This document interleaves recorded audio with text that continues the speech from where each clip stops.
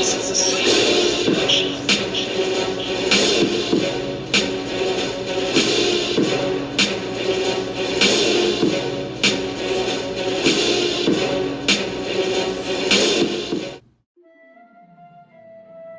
choices we make, the actions we take, moments, both big and small, shape us into forces of destiny.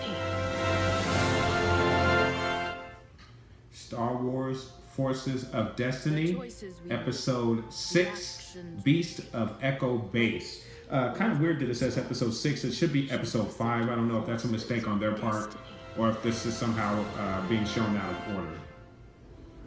But we'll find out shortly, I'm sure. R2. Princess Leia and R2. Awesome. Nobody's seen Chewie. Oh, they're looking for Chewie. I thought he was down here digging corridors, or at least he So was. Chewie's going to be in this. This might be cool. Oh, and we hear Chewie. Chewie! Well, sure sounds like Chewie. Come on.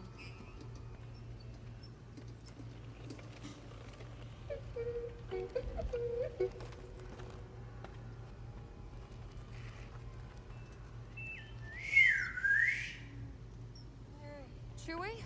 Is that you? There's Chewie. Uh-oh. What? Oh, come on out, Chewie.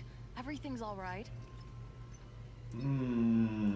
We see what's holding him. What is that? Hello, Princess Leia. C-3PO. Master Luke is wondering. And then we see it's a Wampa. Chewie acting scared? Impossible. Can't let it get into the base. Chewie, R2, go back and seal that passageway. I'll distract him. This is cool though, and I'll explain after the episode.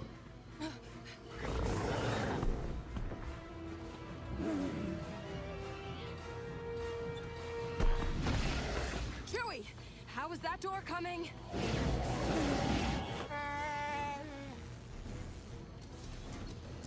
Oh, Leia. Shoot. Way to go, Leia.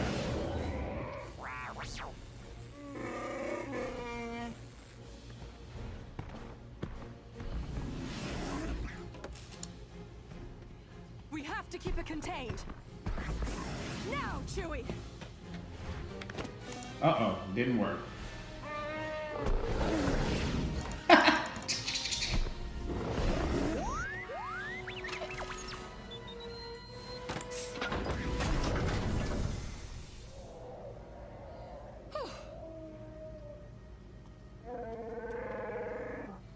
You're welcome, Chewie.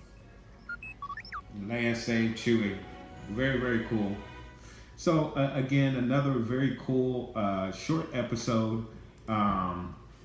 Again, they've taken us to Echo Base, and we basically get to see a little side adventure for Princess Leia and R2-D2. We got to see or hear C-3PO over the comm, so that was really, really cool.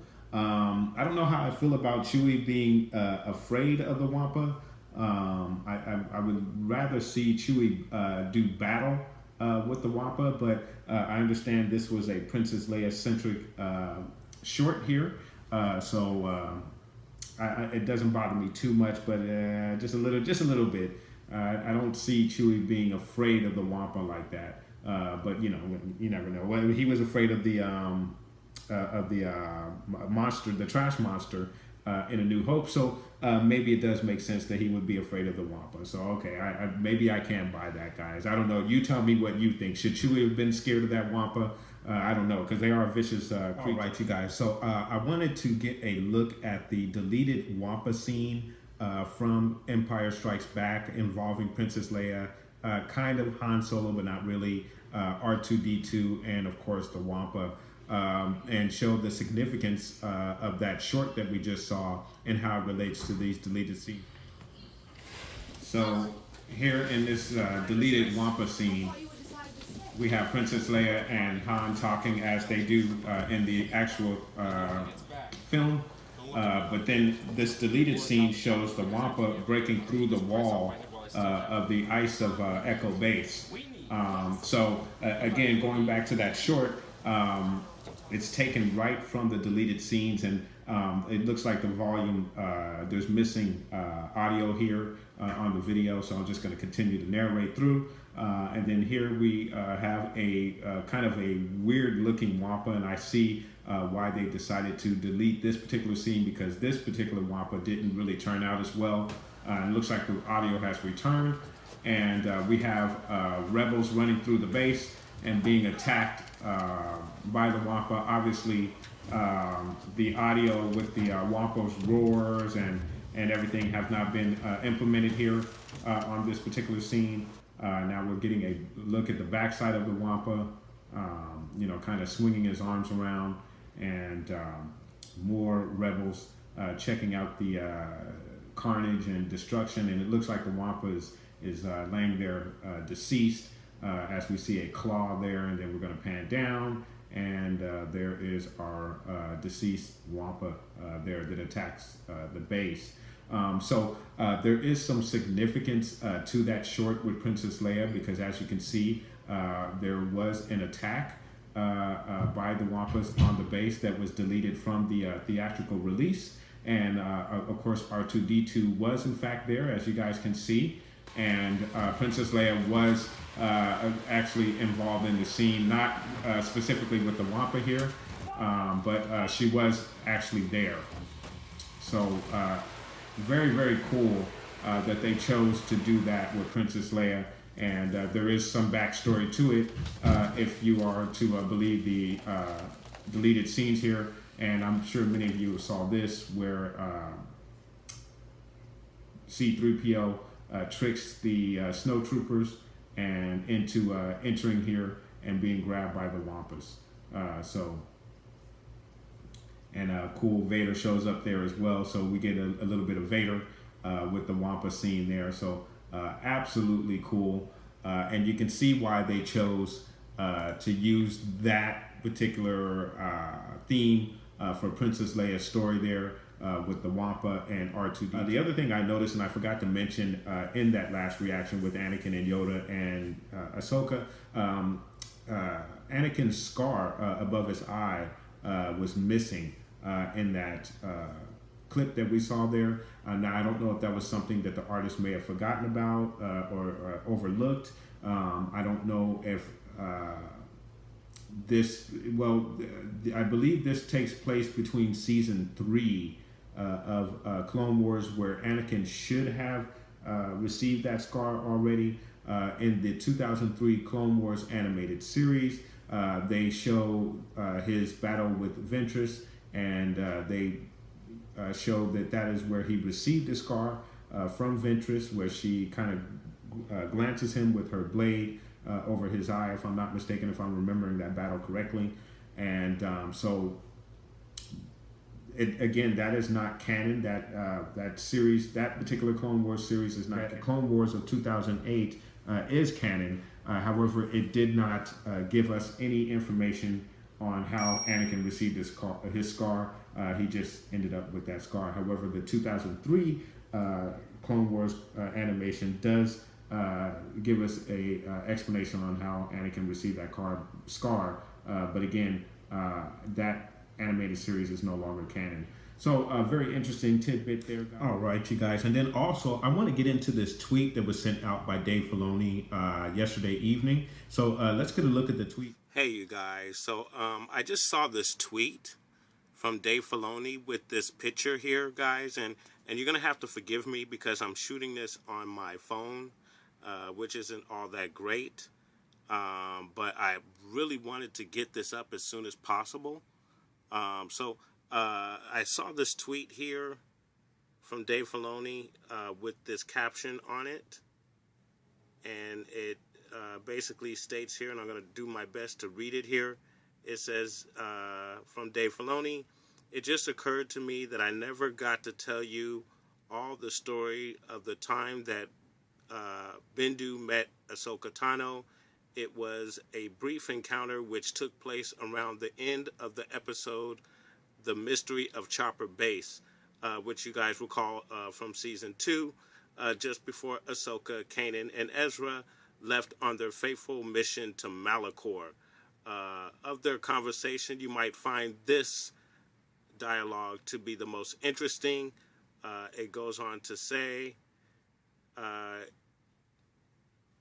you are set on this confrontation then from the Bendu? Ahsoka says, I have to know the truth. So be it. But understand this much. Will change as a result of this encounter, including you. Isn't that true of all things as time advances, says Ahsoka? The Bendu, my dear, when I say change, I mean death. Ahsoka, so I will die? The Bendu says, will you? I don't know that. Goodbye then, Ahsoka Tano, former Jedi Knight. So, guys, I thought that was really, really interesting. Tweet from Dave Filoni, so I just wanted to put that out there for that. All right, you guys. So that's going to conclude our reaction to the Forces of Destiny Echo Base Beast. Excellent episode. Once again, I really thoroughly enjoyed it, and I want to know what you guys think about this episode and how it relates to the deleted scenes that we discussed here today. I want to know what your thoughts are in regards to Anakin and his scar and why it was not seen in the last episode. That may have been a mistake on the animator's part. I'm not sure. And then the tweet concerning the Bendu and Ahsoka meeting shortly after the Chopper Base episode. And then, of course, what the Bendu had to say to her in relation to her fate if she was to go ahead with this confrontation with Vader.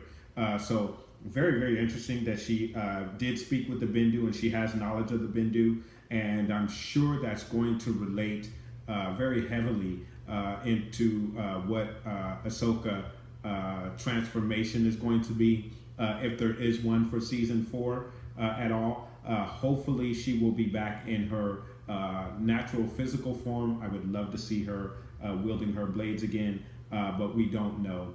But it does, obviously, to me, confirm that she is not dead.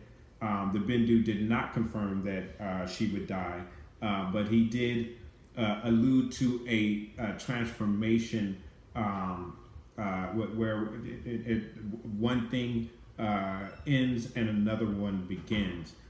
So again, he didn't say that she would die, but he did speak about death. But death doesn't have to necessarily be what we know as death. It could simply be the ending of one period in her life and the beginning of another, or one transformation into another. It could be the meaning of death in that sentence from the Bendu. So guys, I want to know what your thoughts are in regards to all of the information that we have presented here today. Guys, please put those comments down below. I will be checking the comments and responding to everyone's comments. And I want to thank every single one of my subscribers and all of the new subscribers that have come on board within the last week and a half or so. So welcome, guys, and I hope you are enjoying the content on the channel.